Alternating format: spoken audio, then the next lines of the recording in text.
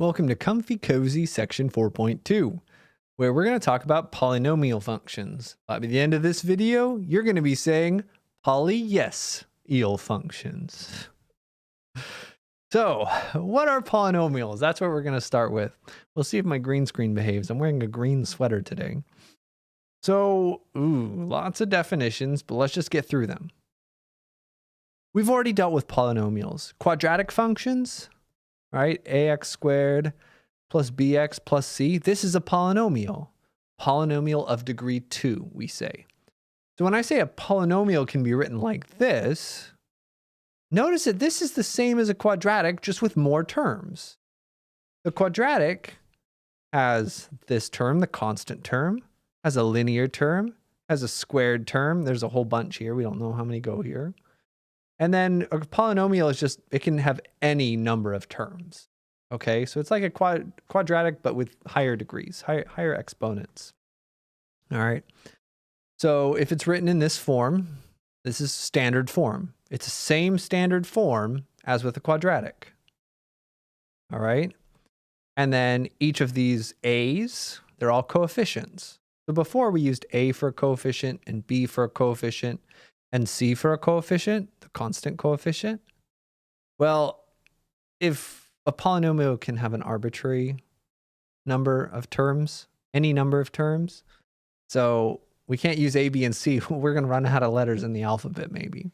So we label them all a's with a subscript to say, here's the first a, the second a, the third a, and so on. The degree is maybe one of the more important ones.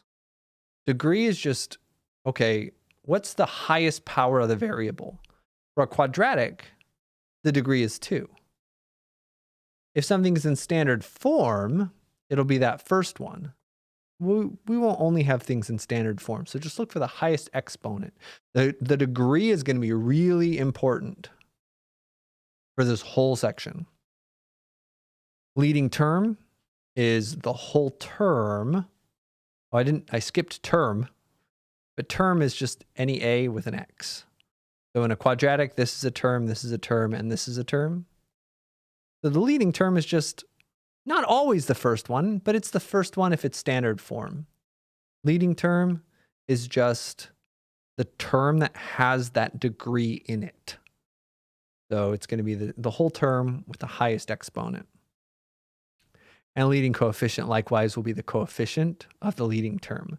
So a lot of definitions. Let's just get exampling. Okay. Identify the degree, leading term, and leading coefficients. It may be helpful to put them in standard form. So this is not in standard form. Standard form should have the highest power first. So we could rewrite this function by putting the negative 4x cubed first. And then we'll put the 2x squared. And then we'll put the 3. Okay, so this is how we can reorder it. Because now that it's in standard form, now that it's in the right order, the degree and the leading term and the leading coefficient all just come from this first guy. So what was the degree? Degree is the highest exponent of the variables. Okay. So what's the highest exponent of our variables? 3. Right here. All right. Leading term. Well, the leading term is just the whole term that has that degree part in it. If it's in standard form, the leading term will always be the first term. Leading coefficient? Well, that's just a coefficient of the leading term. So notice in this question, all 3 of these things are all related, right? They're all coming from the same place. The first term, if it's in standard form, or the term with the highest exponent. So if you're feeling pretty good about these, try to do B and C, okay? Pause the video, try to do B and C, or you can watch on.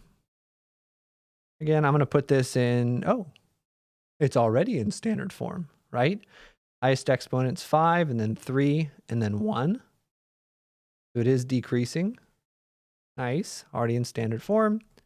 Degree will be the highest exponent of the variable. 5. Leading term is that 5t to the 5th. Again, the first one, if it's in standard form, otherwise it's just the whole term that has that highest exponent. The leading coefficient is just the coefficient, the number in that leading term. Great.